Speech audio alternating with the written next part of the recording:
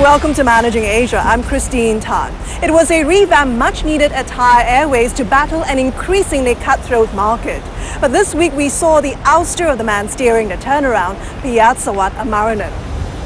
But we managed to speak to the president before his dismissal for a revealing glimpse into Thai Airways and the politics inside the airline.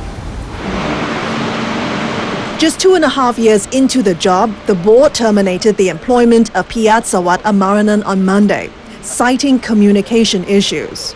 His removal has raised concerns that it could derail the turnaround of the 52-year-old airline, a company that's Thailand's national pride.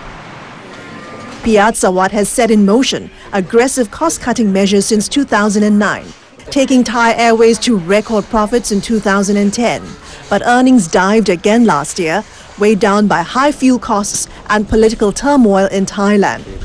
In the interview last week before his dismissal, Piyasvasti said severe flooding also fueled the turbulence. The flood impact was enormous. That was probably a lot worse than the political turmoil we had in Thailand because of the travel warnings issued by many countries around the world. So we saw enormous drop in passenger traffic coming to Thailand. But net profits picked up in the first quarter, rising 5-4 to 3.6 billion baht from the same period last year. When we met him last week, he was also clearly proud of the airline's fleet renewal program. But what about fixing the company's internal problems? When you took on the top job to turn around Thai Airways in October 2009, you vowed to restore the airline's image, which was tarnished by poor service, corruption, nepotism. What did you set out to do that the previous airline management couldn't fix? The first thing I think was really to get the management to really manage the company again. There are good people here within the company, but they were afraid of making decisions. They were afraid of managing the company because of so much interference from outside, from the board, from the government and so on, to the extent that no decisions were made. Things went round and round in circle for quite a long time. So we set a very clear role between the management, myself and the board, who should be doing what, and the board agreed on that.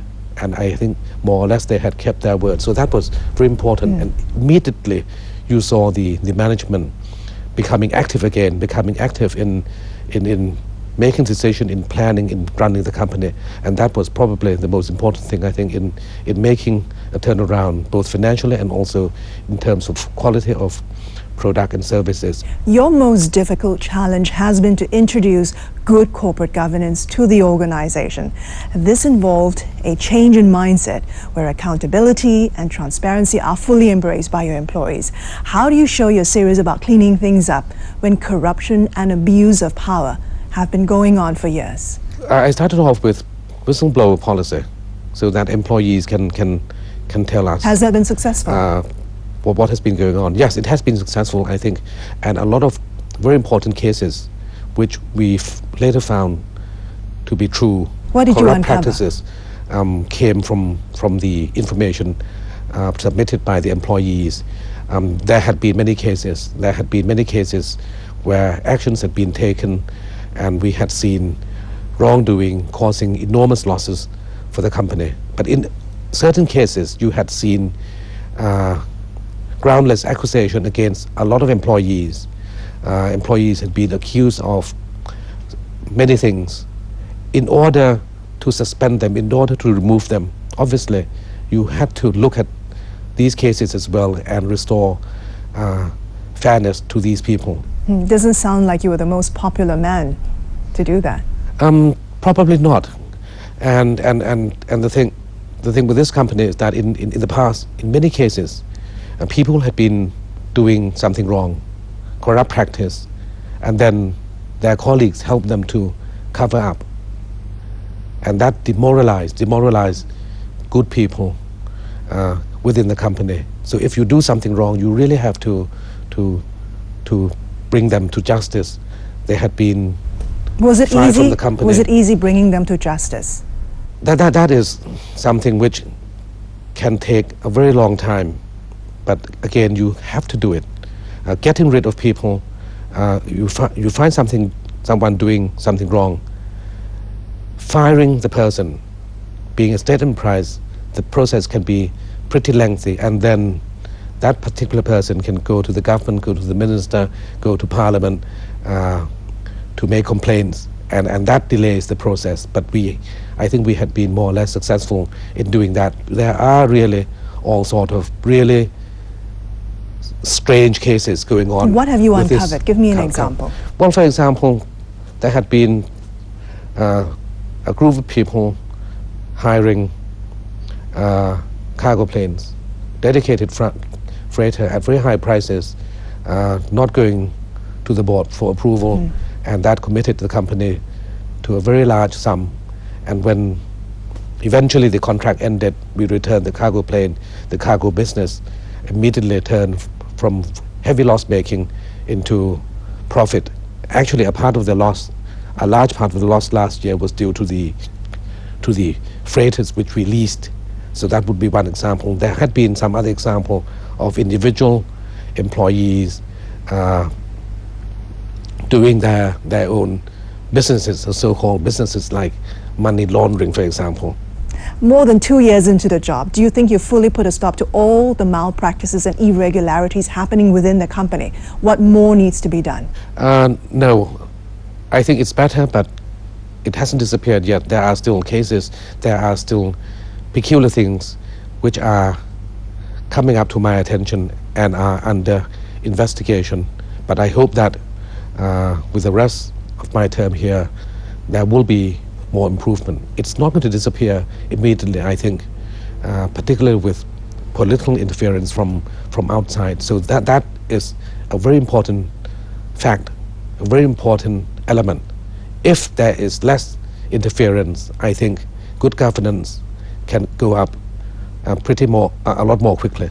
Let's talk more about that political interference, because that's one of the things tarnishing also the airline's image. This has weakened management in the past, as many of the board directors were government officials. So do you and senior management now have full autonomy when it comes to decision making? Do you still have political interference? A lot better than in the past. Let's put it that way. But you're not saying no? There are certain interference, maybe yes. There are certain things where you still have to listen to the government. Give me an example. Because we cannot make all decisions by ourselves or by the board. It's a bit unfortunate that Thai Airways is a listed company, 51% owned by the finance ministry, exactly the same as PTT, but PTT has a lot more autonomy in making decisions. And when Thai Airways was privatized, the government decided to hold back certain things like approval of the investment plan, that sort of thing. When tackling such sensitive issues like corruption, abuse of power, nepotism, how do you carry out your job personally? Do you have any friends within the company that you can count on? Oh yes, there are friends. It's impossible to do this on your own. You cannot. So obviously there must be friends. So you are getting some support from within the company? Oh yes, there are support. Otherwise you cannot do this by yourself. I cannot spend all my time investigating all these cases or write reports. So there are good people, as I said, within the company who would like to see good governance in this company, and I work very closely with the labor union. One thing you shouldn't forget is that this company has a strong, vocal labor union, and in the past, management in the past had a lot of problem with labor union, and I think since I became the president, you will see that there had been a lot of peace and quiet. The cost-cutting measures, which also cut into the benefits of the company employees, had full support from the union.